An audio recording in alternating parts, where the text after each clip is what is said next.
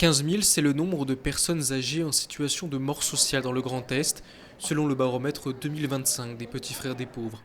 Un phénomène que les bénévoles de l'association reconnaissent bien. L'isolement, ça veut dire que plus personne ne pense à vous et que vous n'existez plus pour personne. Et ça, c'est très très douloureux pour tout le monde en fait. Et quand se rajoutent des problématiques de santé et de précarité, c'est encore pire. La santé, justement, peut aussi être atteinte par ce fort sentiment de solitude des aînés. Chez les personnes âgées, il faut qu'il y ait ce passage routinier. Mais quand il y a une rupture comme ça, où il n'y a personne, ils ne voient personne, effectivement, ça devient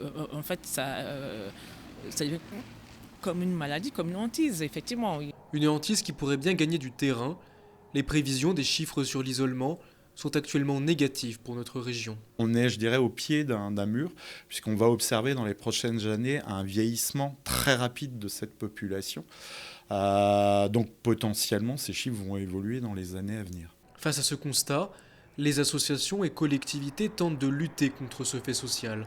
À Schiltigheim, la ville propose un grand nombre d'activités et animations destinées aux seniors. On propose des activités qui sont plus liées à la rupture d'isolement.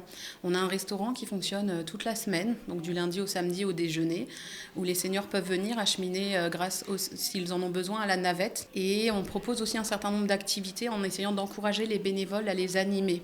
Des initiatives locales que leurs destinataires accueillent positivement. C'est la rencontre avec des amis et on les voit toujours chaque fois que je viens. Et c'est voir du monde et puis manger ensemble, tout ça, ça fait du bien. Ici, c'est la convivialité, c'est l'ambiance, c'est l'entente entre les personnes, c'est la classe. En 2024 et 2025, l'État a adopté plusieurs lois dites grand âge, concernant principalement l'autonomie et les EHPAD. Des mesures qui ne satisfont pas cette élue chilicoise. Moi, j'estime que c'est insuffisant, complètement insuffisant.